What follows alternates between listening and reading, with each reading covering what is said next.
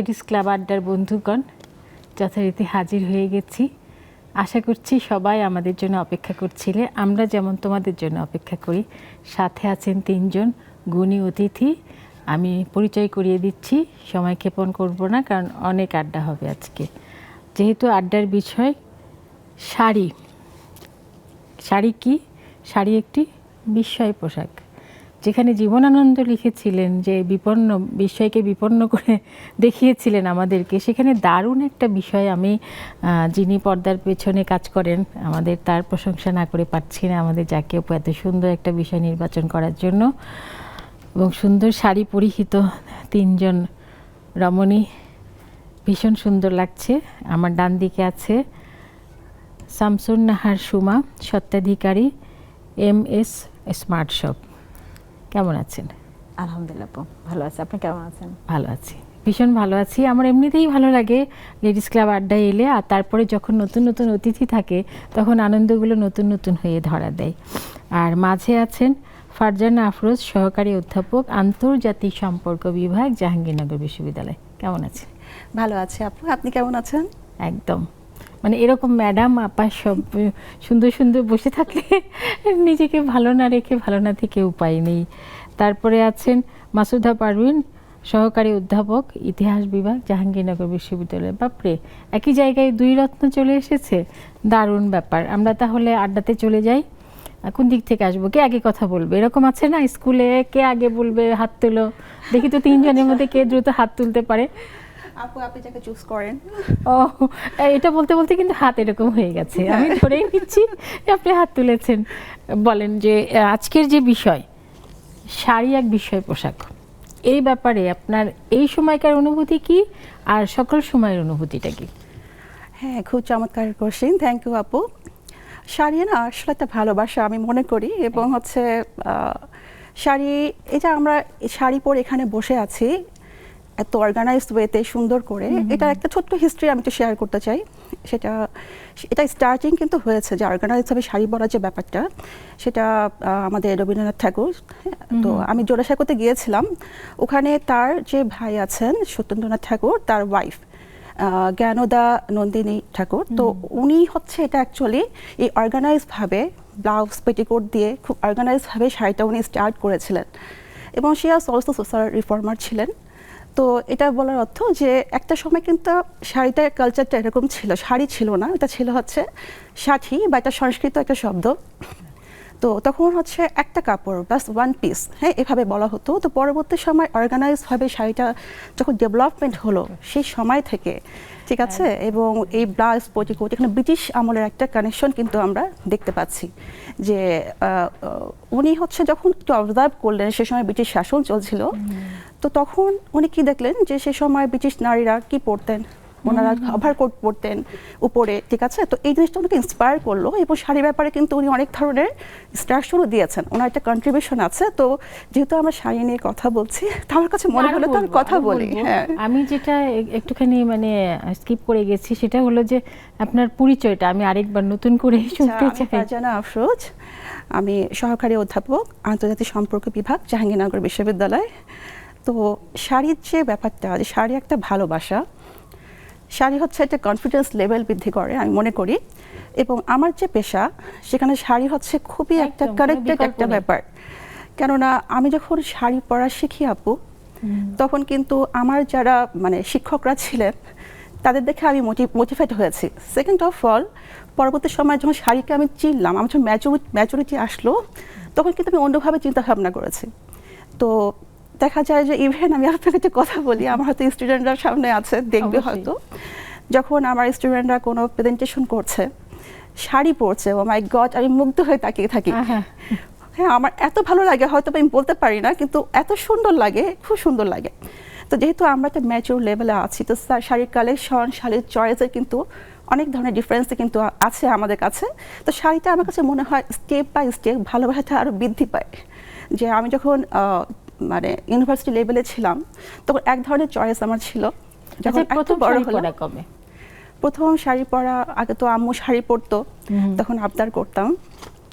পরবর্তী সময় বুদ্ধি বয়সে যেটা আমরা বলি যে তখন ভালো লাগা শাড়ি, হ্যাঁ, শাড়ির প্রতি ভালোবাসা, যে শাড়িটা কি, what is the definition of sari, এরকম যে ব্যাপারটা আছে যে আমি শাড়িটা বুঝতে কি? পারছি যে আপনার শাড়ি সম্পর্কিত অনেক অনেক অনেক অভিজ্ঞতা আছে।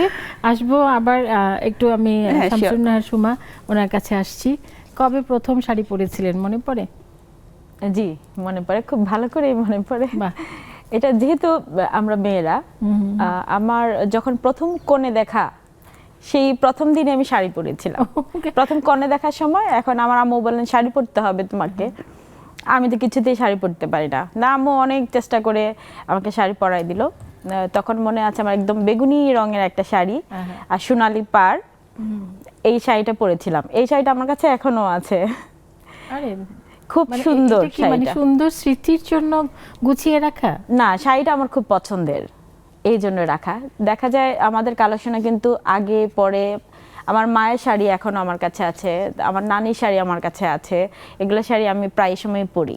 বাহ। দেখা যায় আলমারিতে অনেক শাড়ি, জায়গা হচ্ছে না, কিন্তু শাড়ি কিন্তু আমরা প্রতি প্রোগ্রামে যাওয়ার আগে চিন্তা করি আমি তো একটা নতুন প্রোগ্রামে যাচ্ছি, আমার নতুন একটা শাড়ি কিনবো। লাগবে। আর যেহেতু আমি একজন উদ্যোক্তা, সো আমি সেলও করি শাড়ি, নিজে ডিজাইন করে করি, আবার রিসেলও করি। সেক্ষেত্রে দেখা যাচ্ছে নতুন যখন কালেকশন নিয়ে আসি শাড়ির আমাদের সেল করার জন্য কাস্টমারদের জন্য, আগেই কিন্তু চুজ করে নেই যে এই শাড়িটা আমার জন্য। বাহ। আবার আবার মানে যখন দেখা যায় সেই শাড়িগুলো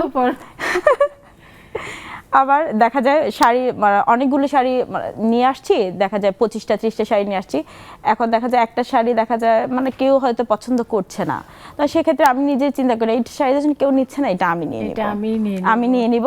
তখন দেখা যায় কাস্টমার ওই শাড়িটা দেখে বলতেছে আপা এই শাড়িটা কিন্তু আমার লাগবে। ও এতক্ষণে মানে সম্বিত ফিরে পেয়েছে। অনেক অনেক ধন্যবাদ। আমি একটু পারভিন আপার কাছে যাব। আপনার পরিচয়টা আপনি আবার একটু সুন্দর করে দেবেন আমাকে, আমি সুন্দর করে দিতে পারিনি আপনার পরিচয়। আর কর্মক্ষেত্রে আপনার এই যে শাড়ি অনুষঙ্গটা মানে কতখানি প্রভাব ফেলেছে বা এখনো ফেলে, বা আপনি কতটা প্রভাবিত করেন আপনার কর্মস্থলকে শাড়ি দিয়ে? আসসালামু আলাইকুম আপা। ওয়ালাইকুম। অনেক আসলে শাড়ি পরাটা খুবই মানে ঝামেলা মনে হতো প্রথম দিকে, বিশেষ করে ইউনিভার্সিটিতে যখন লেকচারার পোস্টে জয়েন করলাম। শাড়ি পরে যেতে হবে, আমাদের বিভাগে যিনি সভাপতি ছিলেন যে শাড়ি পরে আসতে হবে, কারণ এত বয়স কম ছাত্রীদের সাথে আমরা মিশে যাব। হ্যাঁ, তো শাড়ি পরে আসলে একটু টিচার লুক দেখা বোঝা যাবে। তো খুব কষ্ট হতো প্রথম দিকে, অনেক সকালে উঠতাম, ভোরবেলা উঠে শাড়ি পরতাম, অনেক সময় নিয়ে পড়তাম, কিন্তু ধীরে ধীরে ওই অভ্যাসটা হয়ে গেল এবং শাড়ি পরার সময়টা কমতে থাকলো। হ্যাঁ, বেশি থেকে অল্প অল্প করে এখন তো 10 মিনিটে শাড়ি পরে ফেলতে পারি। তো শাড়ি আসলে খুবই ভালোবাসার একটা জায়গা। হ্যাঁ, আর শাড়ি এমন কোনো প্রোগ্রাম নাই যেখানে পরা হয় না, সব জায়গাতেই পরা হয়। শাড়ির কালার এবং ধরন হয়তো পরিবর্তন হয়, কিন্তু শাড়ি পোশাকটা আসলে সার্বজনীন আমার মনে হয়। আর আমাদের দেশের যে আবহাওয়া, ওয়েদার মানে খুবই কমফোর্টেবল শাড়ির জন্য। হ্যাঁ, এবং এক একটা ওয়েদারে এক এক রকম শাড়ি, যেমন আমি বর্ষাকালে একটু সিল্ক টাইপের শাড়ি পরি, বৃষ্টি কাদা এটার কথা মাথায় রেখে। তারপর গরমকালে একটু কমফোর্টেবল সুতি শাড়িগুলো পরি, শীতকালে আবার একটু জর্জেট একটু ভারী ধরনের শাড়ি, কাতান এই ধরনের শাড়ি পরলে কমফোর্টেবল থাকে। তো আমার মনে হয়েছে শাড়ি শুধু এক টুকরো কাপড় না, শাড়ি যে সংজ্ঞা আছে এক টুকরো কাপড়, শাড়ি আসলে আমাদের জীবনের একটা খুবই অপরিহার্য অংশ আমাদের এই সাউথ এশিয়ান যে মানে ওয়েদারের কারণে। তো শাড়িকে বিভিন্নভাবে পরা হয়, দেশে বিদেশে বিভিন্নভাবে পরা হয়, এখন নতুন নতুন আবার শাড়ি পরা চল আসছে। তো শিক্ষকতা করতে এসে আমি যেটা দেখেছি যে শাড়ি পরলে যে ব্যক্তিত্ব তৈরি হয়, যে একটা মানে ছাত্রদের সামনে দাঁড়িয়ে একটা কনফিডেন্স তৈরি হয়। এবং এটা কিন্তু আমি যখন ছাত্রী ছিলাম, আমি যখন স্টুডেন্ট ছিলাম, আমি কিন্তু আমার ম্যাডামদের দিকে মুগ্ধ হয়ে তাকিয়ে থাকতাম। হ্যাঁ, বাকি সুন্দর লাগছে। তো আমার মনে হয় এই সৌন্দর্যের বিষয়টা যেমন আছে, ব্যক্তিত্বও প্রকাশিত হয় এবং একটা রুচিশীলতার ব্যাপার থাকে। তো আমরা আসলে আমাদের মা খালাদের দেখে দেখে শাড়ি পরা শিখেছি। তো প্রথম শাড়ি পরার অভিজ্ঞতা যদি বলি তাহলে সেটা অবশ্যই মায়ের শাড়ি। খুব অফ হোয়াইট কালারের মধ্যে একটা জুট কটন শাড়ি ছিল আমার মায়ের, তো ওটা একটা পিকনিকে পরা হয়েছিল। তো সামলাতে পারি নাই খুব একটা, কিন্তু ওই প্রথমবার শাড়ি পরা, শাড়ির সাথে প্রথম অভিজ্ঞতা, যেটা উত্তরোত্তর পরে বৃদ্ধি পেয়েছে। এখন তো আমার শাড়ি খুবই পছন্দের, আমি প্রতিদিন ক্লাসে শাড়ি পরে যাই। তো এবং বর্তমানে যারা আমার স্টুডেন্ট যারা, তারা কিন্তু শাড়িটাকে একটা অফিসিয়াল লুক একভাবে পরে, বিভিন্ন প্রোগ্রামে একরকম ভাবে পরে, পয়লা বৈশাখে একরকম শাড়ি পরছে, হ্যাঁ 16 ডিসেম্বর একরকম শাড়ি অনেক পরছে। ভিন্নতা একটা চলে উৎসব, এসেছে। শাড়ি পরাটা আমার কাছে একটা উৎসব, উৎসবের সাথে আরেকটা নতুন রং মাত্রা যোগ করে শাড়ি। বাহ। প্রথম কবে শাড়ি পরেছিলেন? প্রথম ক্লাস 7-এ একটা বনভোজন, বার্ষিক আচ্ছা। বনভোজন স্কুলে, সেখানে প্রথম শাড়ি পরে যাই, আমার বোন আমাকে পরিয়ে দেয়। তো মানে সুমার চেয়ে একটু এগিয়ে না? একটু এগিয়ে। না, তারপর আমি আর ভয় পাইতাম খুব। তারপর আর পড়া হয়নি, ওইবার প্রথম খুবই ঝামেলা মনে হয়েছে, ছোট মানুষ সামলাতে পারছিলাম না। পরে গিয়ে মানে ভালোবাসা আর পরে শুরু তৈরি হয়েছে। হয়েছে, প্রথম শুরু দেখায় হয়েছে। ভালোবাসা হয়নি। আচ্ছা, একটু বিরক্তিকর ছিল। হ্যাঁ, প্রথম যাই হোক, দিকে পরের ভালোবাসাটাই বেশি ভালো হয়। স্থায়ী। আমরা আরো অনেক আড্ডা দিব, অনেক সুন্দর সুন্দর, মানে আজকের বিষয়টা আসলে একটু অন্যরকম সুন্দর, ঠিক না? আমি যদি চমৎকার না একটা ভুল করি, তাহলে একটুখানি বিরতি নেওয়ার সময় হয়েছে, ঠিক আছে বন্ধুরা? একদম যেভাবে সাথে ছিলে শুরু থেকে, সেভাবেই সাথে থাকবে, জুম আড্ডায় যুক্ত হয়ে যাবে। ফিরে আসছি একটু পরে।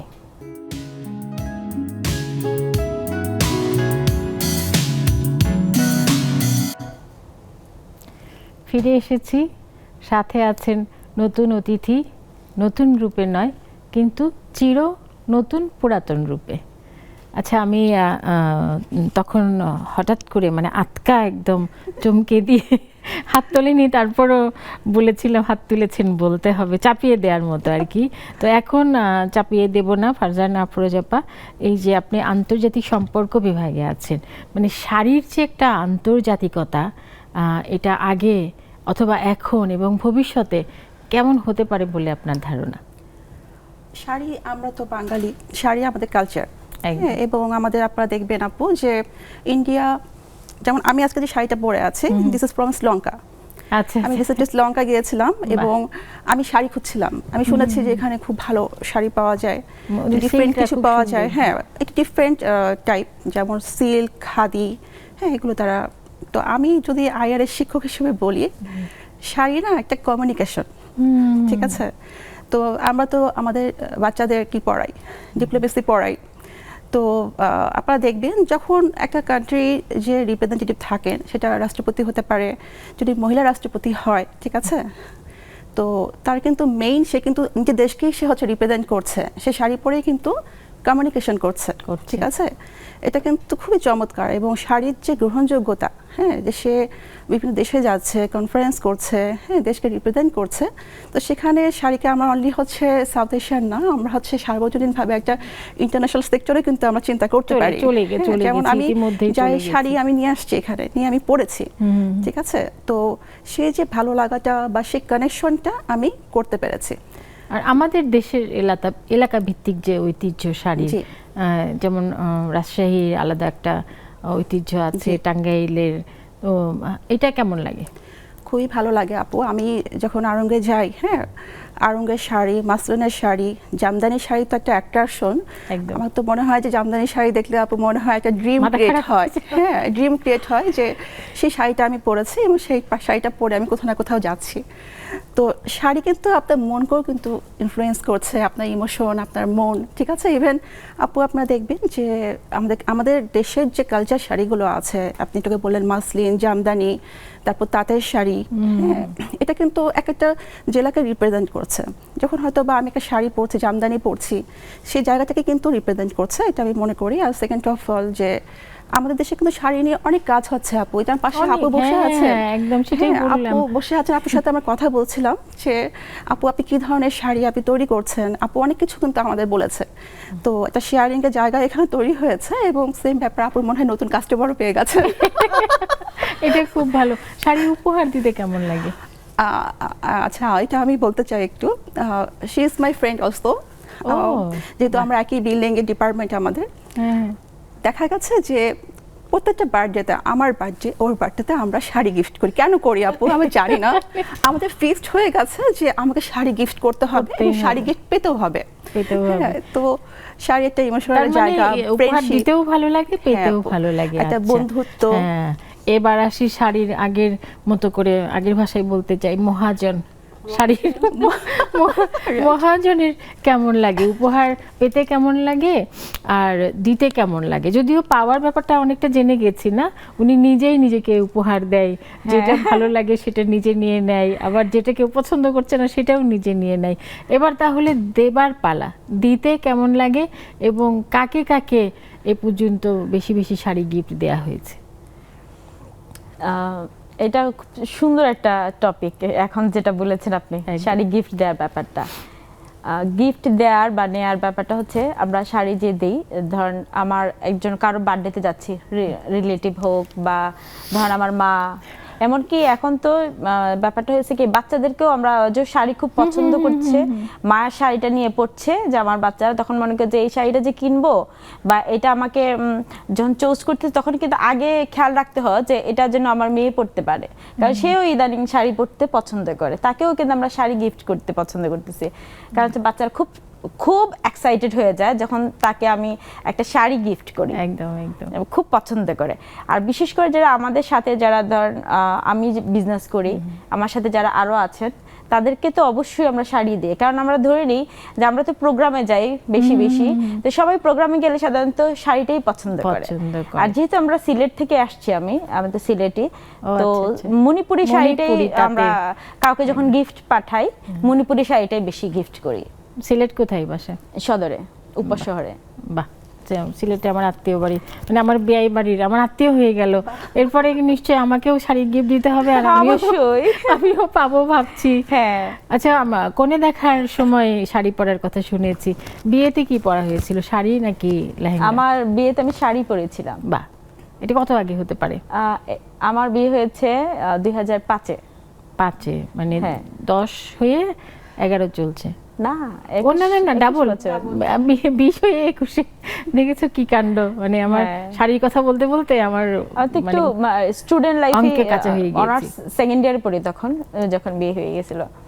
আচ্ছা, আর এই যে এখন যে অনেকে, মানে আমরা যেহেতু পেছনের কথাও বলেছি, এখনকার কথাও বলবো, সামনের কথাও বলবো, এখন কিছু কিছু বিয়েতে দেখছি যে মেয়েরা একদমই শাড়ি পরে না, হলুদেও অন্য পোশাক, বানানো পোশাক পরছে বিয়েতে এবং বউ ভাতেও। তো এটা কি মনে হয়, মানে এই আশঙ্কা কি কখনো হয় যে ভবিষ্যতের বিয়েগুলিতে আর কেউ শাড়ি পরবে না বা শাড়ির প্রচলন থাকবে না? না, এটা মনে হয় না, কারণ সে হয়তো গায়ে হলুদে একটা প্রোগ্রামে সে একটা পোশাক সে নিজের মতো করে নিচ্ছে, কিন্তু তার কিন্তু অসংখ্য শাড়ি কিন্তু সে সাথে করে নিয়ে যাচ্ছে, বাবার বাড়ি থেকেও নিয়ে যাচ্ছে, শ্বশুর বাড়ি থেকেও পাচ্ছে সে। মানে এটা একটা চল আর কি, সবাই পড়ছে আমিও পরবো, এরকম হতে পারে। এটা শখ কাজ করে, ট্র্যাডিশন তো আছেই, তারপর কালেকশনের একটা ব্যাপার থাকে। ধন্যবাদ। আমরা মানে সত্ত্বাধিকারীর কাছ থেকে সত্য সত্য কিছু বাক্য শুনেছি, আবার তাহলে একটু মানে উনি বলে দিন। আচ্ছা, শাড়ি এবং ঘোমটা, মানে তিনজনই সুন্দর করে শাড়ি পরেছে, আমিও চেষ্টা করেছি সুন্দর করে শাড়িটাকে পরার, কিন্তু আমরা কেউ ঘোমটা দেইনি, উনি ঘোমটা দিয়েছেন এবং ঘোমটার জন্য আপনাকে একটু আলাদা রকমের সুন্দর লাগছে, এটাকে কিভাবে দেখেন? আসলে আমি ছোটবেলা থেকে যেটা দেখেছি, নিজের এক্সপেরিয়েন্স, তখন দেখতাম যে আমাদের এলাকায় সবাই মাথায় কাপড় দিত। আমার মা এলাকায়, দিনাজপুরে। আচ্ছা আচ্ছা। ওখানে আসলে হিন্দু মুসলিম না, সবাই নির্বিশেষে সবাই বউ মানুষ মাথায় কাপড় দেয়, কিন্তু খুব সুন্দর লাগতো। আর আমার মনে হয় আঁচলটাকে একটু আলাদাভাবে তৈরি করা হয়, হ্যাঁ, মাথায় কাপড় দিলে যেন পাশেরটা যেন সুন্দর লাগে। তো আঁচলের যে বৈশিষ্ট্য, ওটা আসলে বোঝা যায়, পেছনে থাকলে ওইটা সৌন্দর্যটা দেখা যায় না, তো মাথায় কাপড় দিলে আঁচলের সৌন্দর্যটা প্রকাশিত হয়। একটু বউ লাগে, বাড়ির বউ, কারণ এতকাল তো মেয়ে ছিল, তাই না? মেয়ে একটা বাপের বাড়ির আরেকটা ঐতিহ্য, মানে বাবা বলতে পছন্দ করে যেন আমার মেয়ে ওই, আমার মেয়ে এই, আমার মেয়ে এই পাশ দিয়েছে, এই হয়েছে, এমনকি বিয়ে ঠিক হলেও বলে যে যেন আমার মেয়ের না অমুক বাড়িতে বিয়ে ঠিক হয়েছে। তো সেখানে মেয়ের একটা আলাদা অবস্থান, সেখানে ঘোমটা না দিলেও চলে, সেখানে আঁচলটা বাড়ির মেয়ে পড়লেও চলে, হ্যাঁ। কিন্তু শ্বশুর বাড়িতে আসার পরে এই যে একটা বউ নাম হয়ে যায়, কারো বড় বউ, কারো মেজ বউ, হ্যাঁ, অনেক বাচ্চারা আবার বৌমা বলেও ডাকে অনেক চাচিকে। তো সেই জায়গা থেকে আমার মনে হয় যে আপনাকে দেখে তো আরো বেশি মনে হচ্ছে যে ঘোমটার একটা বিশেষ দায়িত্ব আছে, একজন নারীকে তার ঐতিহ্যকে বদলে দেবার। এই যে বয়সের সাথে সাথে একটি পারিবারিক পরিচয় তৈরি হয়, পারিবারিক নতুন। পরিচয় তৈরি হয় একদম। তো আর ঘরে কি কন্যা সন্তান আছে? হ্যাঁ, আমার মেয়ে 10 বছর বয়স, এবার 11তে পড়লো। বাহ। তো শাড়ি সম্পর্কে ওর কি ধারণা? ও দেখে মায়ের অনেক শাড়ি, অনেক শাড়ি, এবং সে বলে আমাকে কোনো শাড়িও কিনতে হবে না, গয়নাও কিনতে হবে না, কারণ আমার এগুলো অলরেডি স্টকে সব, আছে। হ্যাঁ সব মার কাছ থেকে পেয়ে যাব। ছেলে বাবু আছে? ছেলে বাবু নাই, আমার একটাই মেয়ে। আচ্ছা, তাহলে তো একটা মেয়েকেই সব দিয়ে সাজিয়ে গুজিয়ে একেবারে নিজের যা ইনশাআল্লাহ। কিছু আছে, হ্যাঁ এই উত্তরাধিকার সূত্রে হ্যাঁ, সব পেয়ে তো, যাবে। সব বুঝতে কিছুই। পারছি সৌভাগ্যবতী মেয়ে। মেয়ের নাম কি? আমার মেয়ের নাম সানিকা ইসলাম। বাহ, এবং বলবেন যে আমি তাকে সৌভাগ্যবতী বলেছি, যে সবগুলি ধন্যবাদ। মোটামুটি শাড়ি সে পেয়ে যাবে। ফারজানা আপু, হ্যাঁ বিয়ের শাড়িটা কেমন ছিল? বিয়ের শাড়ি আপু, আমার বিয়ে হয়েছে 2009। তো তখন আপু আমি শাড়ি এত বুঝতাম না, যে একটু শাড়ি ছিলাম। আচ্ছা। তো আমার বড় বোনরা ছিল, তো আমাকে নিয়ে যাওয়া হয়েছে আমার শাশুড়ির মা দেখছেন অবশ্যই স্টকে অনেক শাড়ি, অনেক সুন্দর সুন্দর শাড়ি, বাহ। স্টাইলিশ শাড়ি।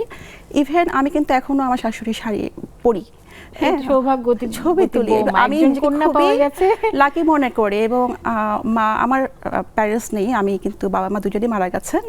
তো উনি হচ্ছে আমার মা, এবং উনি আমাকে সব ধরনের অ্যাক্সেস দিয়ে রেখেছেন, যে ওনার আলমারি, ওনার শাড়ি, এভরিথিং তুমি পড়তে পারো, এবং আমি পড়ি আপু, রেগুলার পড়ি, ছবি তুলি, এবং আমার খুব ভালো লাগে। ওখানে আমি মায়ের একটা গন্ধ পাই।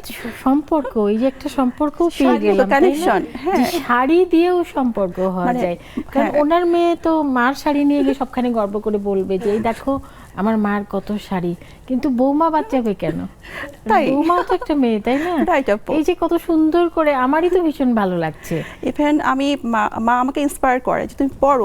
আর উনি খুব স্টাইলিশ ছিলেন। মায়ের আমি আগের ছবি দেখেছি যে বিভিন্ন কাজ উনি ব্যবহার করতেন, আমাকে খুব অ্যাট্রাক্ট করতো। ইভেন মাকে আমি মায়ের কাছ থেকে চেয়ে নিই শাড়ি, কখনো নিজেই পরে ফেলি, বিভিন্ন জায়গায় ঘুরে বেড়াই। আপু আমার খুব ভালো লাগে, আমার তো মা নেই, আমি মায়ের একটা গন্ধ পাই। হ্যাঁ, আমি খুব মানে আমি খুব সার্চ করি এই গন্ধটা আমি কোথায় পাবো। তো আমি সেটা ওখানে পাই।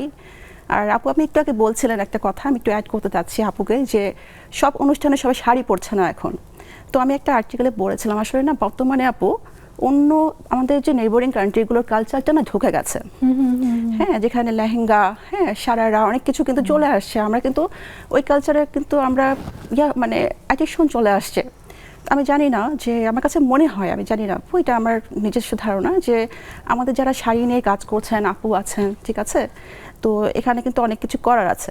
দায়িত্ব, কেননা জায়গা আপু থেকে। আমি যতটুকু আমি এখানে আসার আগে একটু পড়ছিলাম, যে আমাদের যে মানে হয় না আপু, যে মাইক্রো যে ইন্ডাস্ট্রি, ক্ষুদ্র যে শিল্প আছে, ঠিক আছে, ইভেন হচ্ছে মিডিল যে শিল্প আছে, ওখানে কিন্তু আমাদের জিডিপি 30% কিন্তু কন্ট্রিবিউশন করছে। তো এখানে কিন্তু আপু হচ্ছে আমাদের উদ্যোক্তাদের কিন্তু অনেক বড় রেসপন্সিবিলিটি আছে। হ্যাঁ, তারা যেন হচ্ছে তাদের সেক্টরকে আরও বেশি বড় করে, এবং শাড়ির যে মানে সার্বজনীনতা আছে, যে এটা আরও যেন স্প্রেড করে, আমি মনে করি ইন্টারন্যাশনাল সেক্টরে। এবং আমি দেখেছি আপু যে আমাদের কাতান, বেনারসি কাতান, তারপর আদার্স মণিপুরি, নানান তো ব্যবহার আছে এই কাতার। হ্যাঁ, র্যাম্প হচ্ছে, আমাদের মডেলরা কিন্তু পড়ছে, এবং আমরা কিন্তু অ্যাট্রাক্ট হচ্ছি। তো এটা মনে হয় কি আপু আরেকটু বাড়ানো উচিত, আরেকটু আমাদের বাচ্চারাও যাতে হচ্ছে অ্যাট্রাক্ট হয়। হ্যাঁ, সেটাও আমাদেরই দায়িত্ব। সেটাই আমাদের দায়িত্ব। শাশুড়ি মা শাড়ি পরেন? হ্যাঁ, আমি তো রেগুলার পরি শাশুড়ি মার শাড়ি।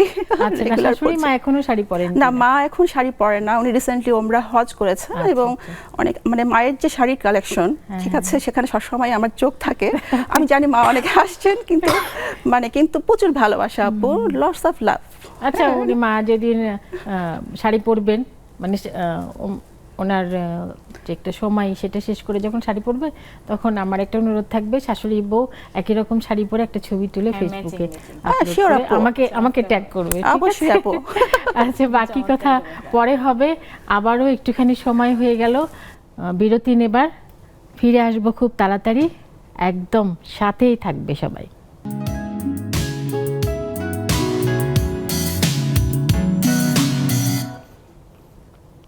এসে গেছি, ওই যে একটা বিজ্ঞাপন দেখতাম না আমরা, এসে গেছি মামুজান। তো আমরা বলতে চাচ্ছি যে এই যে এখানে 3 জন অতিথি নিয়ে, এখানে গোটা 6 অতিথি নিয়ে আমিও আবার ফিরে এসেছি, এবং আমি নিশ্চিত ধরে নিচ্ছি তোমরাও আছো আমাদের সাথে। এদিকে আমি প্রথমে দেখতে পাচ্ছি সুরমা আপাকে। সুরমা, এই পদ্মা, এই মেঘনা, এই সুরমা নদীর এরকম একটা গানের মধ্যেও আমরা সুরমাকে দেখতে পাই। আজকে জুম আড্ডায় পর্দায় দেখতে পাচ্ছি ভীষণ, এবং সুন্দর করে হাসছেন। কিন্তু শুধু হাসলে হবে না, আপনাকে এখন আনমিউট করতে হবে। আনমিউট করে তারপর আমাদেরকে হাসির শব্দও শোনাতে হবে, আর শাড়ি নিয়ে অনেক গুনগুনও করতে হবে। শুভ সন্ধ্যা আপু, আসসালামু আলাইকুম। শুভ সন্ধ্যা। স্টুডিও ওয়ালাইকুম আপুদেরকেও সালাম। শুভেচ্ছা। আর আজকের বিষয়টা আপু দারুণ একটা বিষয়, আমার সাথে একদম। জমে গেছে, আমি মনে হয় বলতে পারবো ভালোই। শাড়ি এক বিষয়, পোশাক আমি খুবই পছন্দ করি শাড়ি, আর আমি বেশিরভাগ সময়ই আমি শাড়ি পরি। আমি যখন বাসা থেকে বের হই, আমার হাজবেন্ডের মানে নির্দেশ যে তুমি শাড়ি ছাড়া বের হবে না বাসা থেকে। আচ্ছা, তো উনি আমি বের হওয়ার আগেই খেয়াল করে যে আমি কি সালোয়ার কামিজ পরেছি না শাড়ি পরেছি, এগুলি উনি বাহ। খুবই লক্ষ্য করেন। আর আমি নিজেও ব্যক্তিগতভাবে পছন্দ করি শাড়ি পরা। আর আমার শ্বশুর বাড়ি তো সিলেট, ওই যে ওই আপুটার বাহ, তাহলে তো সাথে আপনিও মিল আমার আছে। বিয়ে বাড়ির আত্মীয়। সিলেট তো কাছেই, শাড়ি একটু পরতে হয়। আর মোটামুটি আমার আমার পরিচিত জনরা খুবই পছন্দ করেন আমার শাড়ি পরা নিয়ে। রিসেন্ট একটা মনোমালিন্য একটা বিষয় হয়ে গেছে, আরে যার জন্য 4-5 দিন বা এক সপ্তাহে বলা যায় আমার মনটা একটু খারাপ এই শাড়ি পরা নিয়েই। সেই জন্য আহা, বললাম যে শাড়ির বিষয়টা ভালোই বলতে পারবো। আজকে তো শাড়ি পরে আমার খুব এসেছে, শাড়ি পরে বসেছেন? না না, আজকে বসি নাই, আজকে এটা দরকার বাসার ছিল, পোশাক খুব নিয়ে দরকার চলে ছিল। আসছি। আমরা এবার মন খারাপ করলাম, কেন শাড়ি পরে বসেননি। ফেসবুকে ধন্যবাদ ফেসবুকে আপা। পেয়ে যাবেন আপনি আমি আমার অনেক শাড়ি পরা ছবি। অনেক ধন্যবাদ, অনেক ধন্যবাদ। এরপরে যখন আসবেন শাড়ি পরে আসবেন, ঠিক আছে? এবার রীতা পোদ্দার দিদি, মন খারাপ হয়েছে কিন্তু শাড়ি নিয়ে এত কথা বলবো আমরা ঠিক করে এসেছি, আপনি শাড়ি না পরে সালোয়ার কামিজ পরে বসে আছেন। আনমিউট করে সেই কথাটা বলেন কেন। অনেক ধন্যবাদ আপা, সবাইকে শুভ সন্ধ্যা। শুভ সন্ধ্যা। শাড়ি তো এতে আসলে নারীর সৌন্দর্য ফুটে ওঠে, এটা আমরা সকলেই জানি। আর শাড়ির মধ্যে যে আমরা একটা তৃপ্ততা পাই, মানে পরিধেয় বস্ত্র হিসেবে অন্য কোথাও কিন্তু সেটা পাওয়া যায় না অন্য কিছুর মধ্যে। তার কারণ আমরা যতই ওয়েস্টার্ন ড্রেস পরি সেটা হচ্ছে আমরা কমফোর্ট ফিল করার জন্য, আমার মনে হয় অনেকে যে পরে।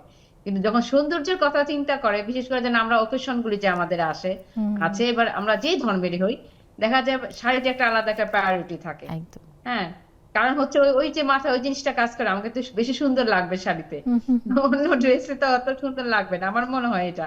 এই জন্য আমার মনে হয় শাড়িটাই আসলে সবাই একটু বেশি প্রায়োরিটি দেয়, মানে একটা বয়সের পরে আর কি। যারা আমরাও ছোট দিচ্ছি, এখন তারাও হ্যাঁ খুব পছন্দ করে। আমরাও দিচ্ছি, যেমন আমরাও দেব। আমার কিন্তু আপনার কাছে দাবি রইল, এরপরে যখন জুম আড্ডায় আসবেন সুন্দর করে শাড়ি পরে আসবেন। অনেক ভালো থাকবেন। মিষ্টি আপাকে দেখতে পাচ্ছি, গলা ভালো আছে? আনমিউট করতে হবে। কেমন আছেন? হ্যাঁ ভালো আছি, আমরা তো সবাই ভালো আছি, তাই না? গলা ভালো আছে? আচ্ছা আপু, আমার মন চেয়েছিল শাড়ি পরে বসতে, কিন্তু একটা ব্যস্ততার জন্য শাড়ি পরে বসতে পারিনি। কিন্তু ড্রেসটা শাড়ির চেয়ে কোনো অংশে কম না, সুন্দর না করে তারপরও সাজুগুজু করেই বসেছি শাড়ি আপু। না, শাড়ি শাড়ি শাড়ি আর ড্রেস ড্রেস, তো একটা জরিমানা হয়ে গেছে। জি, জি। এনারা হয়তো জানে না, আমি বলে দিচ্ছি। সেটা হলো ওনাকে এখন শাড়ি পরে নাই কেন, এই জন্য গান শোনাতে হবে।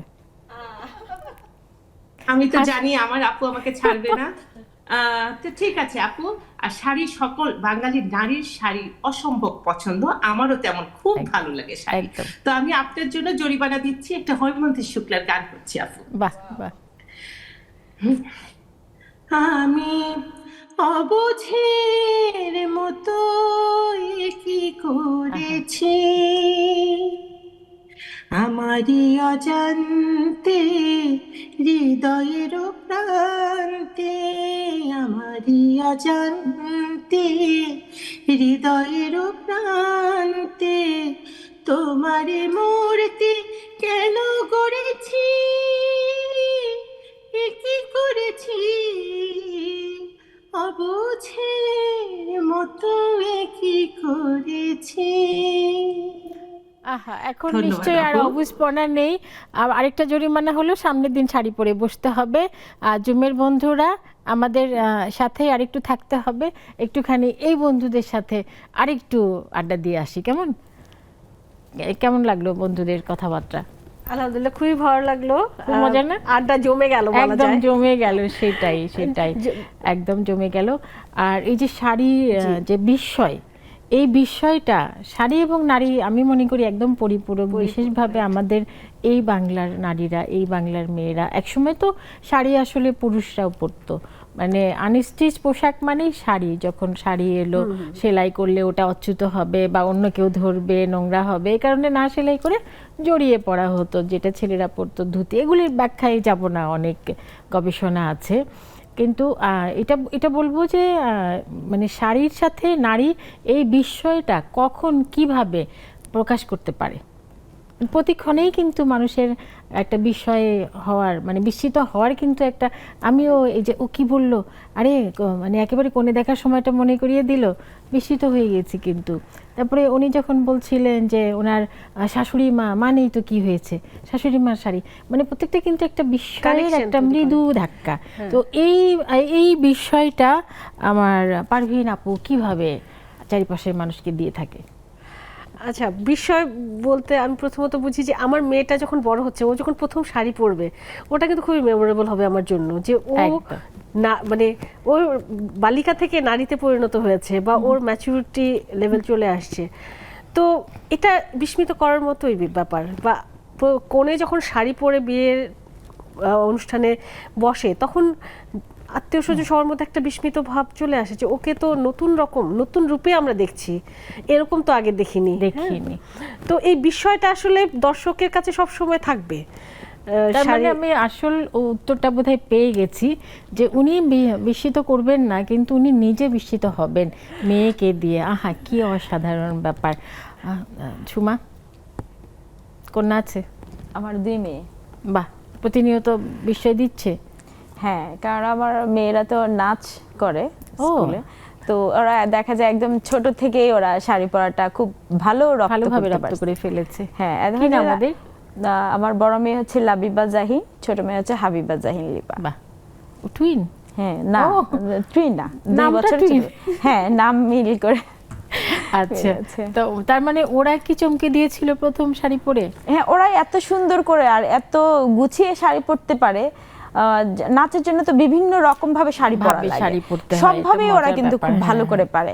আর আমি দেখে অবাক হই যে এই এত কঠিন ভাবে ওরা কিভাবে শাড়ি পরে। আমি তো প্রথম যখন শাড়ি পরছি, আমার মা ছাড়া আমি পরতে পারি নাই। এমনকি বিয়ের পরে যখন শাড়ি পরতাম, আমার ননদ, শাশুড়ি, তারা আমাকে হেল্প করতো শাড়ি পরতে। অনেক বছর সময় লাগছে, এখন সময় লাগে না, এখন 5 মিনিটেই পরতে পারি। কিন্তু আমার বাচ্চারা দেখা যায় ছোট থেকে খুব ইউজ টু হয়ে গেছে শাড়ির সাথে। আর কোন শাড়িটা পরলে কেমন লাগবে, কোনটার সাথে কি গহনা পরতে পারো, এটা এই জিনিসটা খুব ভালো।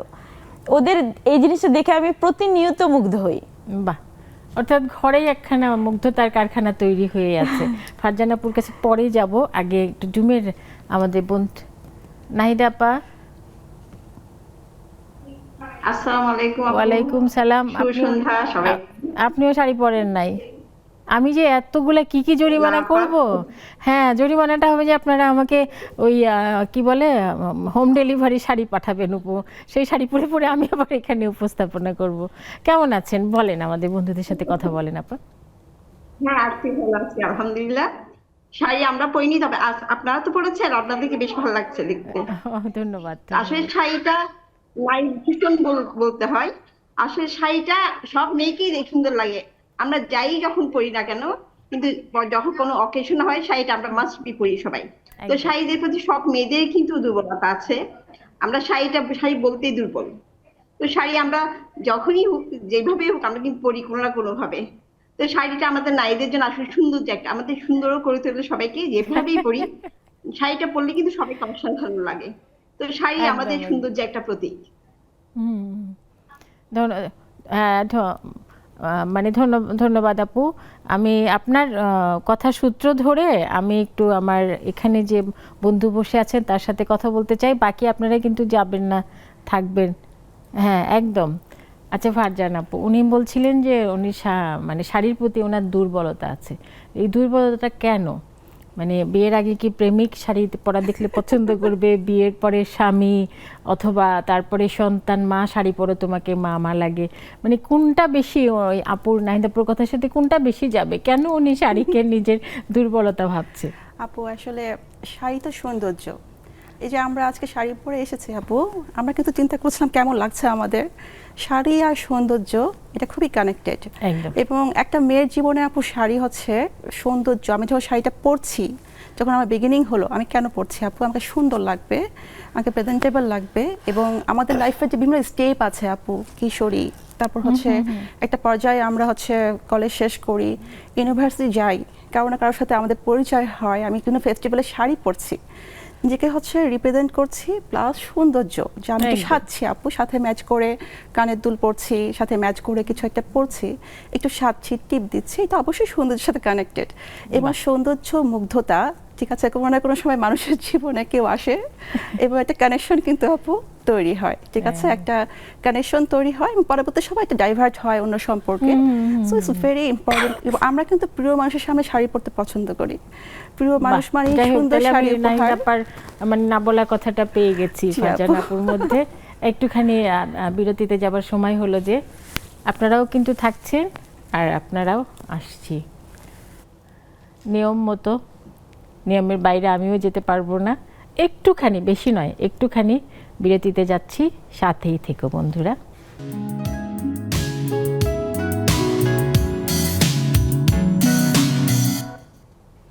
ফিরে এসেছি। ভেবো না কিন্তু যে আমাদের যাবার জায়গা নেই বলে, আমরা বরং তোমাদের জন্য ফিরে এসেছি এবং তোমরাও ফিরে ফিরে চাচ্ছিলে যে আমরা ফিরে আসি। এটা একটা সম্পর্ক, ভালোবাসার সম্পর্ক, যার সাথে আজকে যুক্ত হয়েছে বিস্ময়, এবং সেই বিস্ময়টা হলো শাড়ি। আমরা কোথায় ছিলাম? সুমার কাছে ছিলাম, তাই তো? আবার পরে তিনজনের কাছেই ফিরে আসব। আপাতত আমি এই যে এখানে যারা আমাদেরকে পর্দাটা সুন্দর করে শাড়ির মতো, শাড়ির জমিনের মতো সুন্দর করে রেখেছে, পাড়ের মতো, আঁচলের মতো। আচ্ছা, পরমা আপাকে তো আমি দেখতে পাচ্ছি না, তাহলে রুমি আপা আনমিউট করে আমাদের সাথে কথা বলেন। আগে একটু জানাবা না যে শাড়ি পরতে হবে? আমি তো শাড়ি পরার পাগল। ও মা, পোস্টারে তো একেবারে বিশেষ বিজ্ঞপ্তি আকারে দেয়া হয়েছিল। আর সেখানে ঢোকার সময় আমার আছে, তাহলে তো হতোই। এখন খুবই আফসোস হচ্ছে, এখন যদি একটু শাড়ি পেঁচাতেও যাই তাহলে আর তোমাদের সাথে মিট হবে না। আচ্ছা, তাহলে তো থাকা বসেই গেলাম আফসোসটা ওভাবে। অন্য দিনের জন্য তোলা থাকলো। তাহলে এবার শাড়ি নিয়ে গান করেন দেখি 2 লাইন। না, ভাবলাম শোনো, কালকে তো শাড়ি পরেছিলাম, তাই না? হ্যাঁ হ্যাঁ, তাহলে কালকেরটা আজকে তো আর ফেরত আনা যাবে না আমাদের জন্য। তো ওই গান, আমি যে একটা শাস্তি আর কি, মধুর শাস্তি দিলাম, সেই গানটা তো করা যাবে ছোট্ট করে 2 লাইন। তা যাবে। কি গান শুনবো বলো? একদম শাড়ি, গানের মধ্যে শাড়ি থাকলে ভালো, না থাকলেও সমস্যা নেই, আমরা শাড়ি বানিয়ে নেব। হ্যাঁ, আচ্ছা, আচ্ছা আচ্ছা আচ্ছা।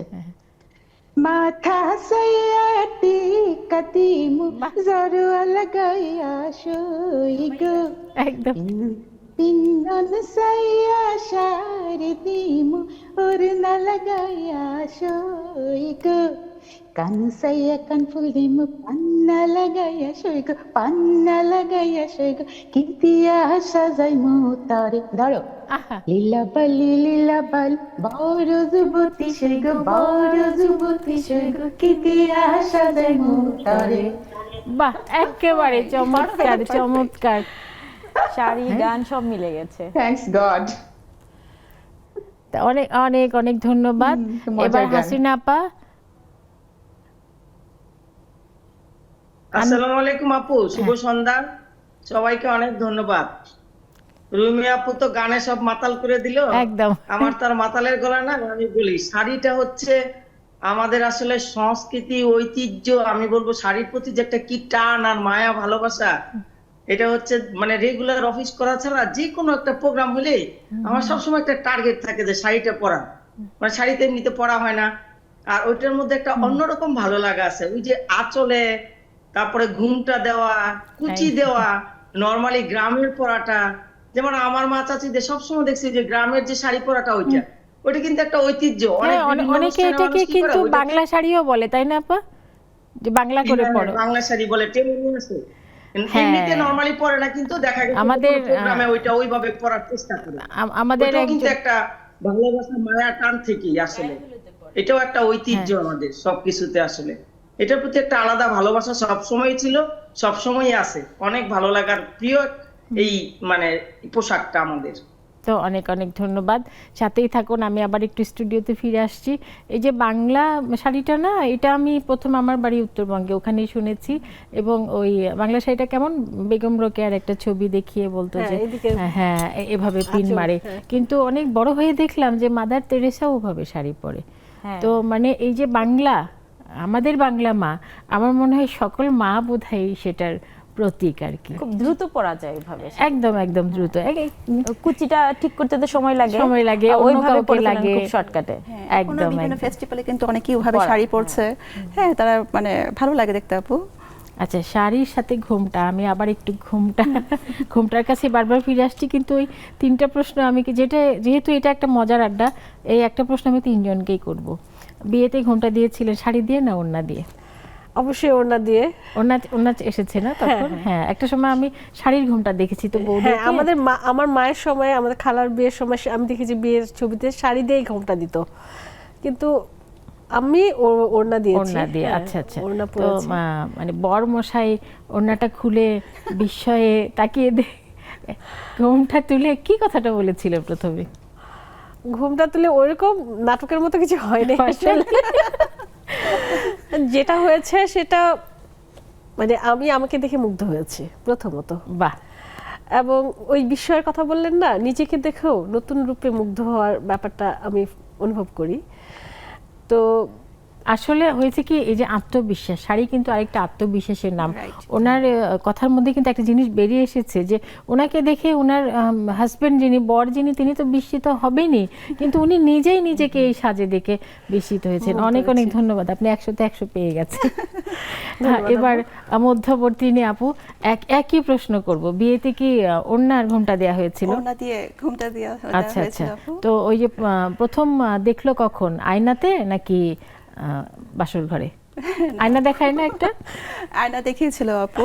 আচ্ছা, আয়নাতে দেখেই কি বলেছিল? কিছুই বলে না, কিন্তু ওর চোখ দেখে বুঝতে পেরেছি যে সে মুগ্ধ ছিল, আই থিঙ্ক সো, এবং কনফিডেন্স ছিল যে না, সে পছন্দ করবে। আর হয় না আপু একটু আগে বললো যে নতুন মানুষ তো বিয়েতে একবারই সেই সাজটা সাজে বা সেই ওড়না দিয়ে মাথায়, হয় না নিজেকে পরিচিত ছিলেন, পূর্ব পরিচিত ছিলেন? হ্যাঁ, ও তখন পরিচয় হয়নি আর না না না, আমি বরের কথা বলছি। হ্যাঁ, বর আপু এদিক ওদিক চলে যাচ্ছেন কেন? আমি তো একটু মজা। হ্যাঁ, আমাদের আপু একই ক্যাম্পাসের, পূর্ব পরিচিত ছিল আর কি। তো তাহলে তো আরো বিস্মিত হওয়ার কথা যে এই মানুষটা আমি লাল চোখে কথা ঘোমটায় দেখিনি, হয়েছে, আজকে দেখছি। চোখের দেখে বুঝতে পেরেছি যে ও আচ্ছা, না ঠিক আছে।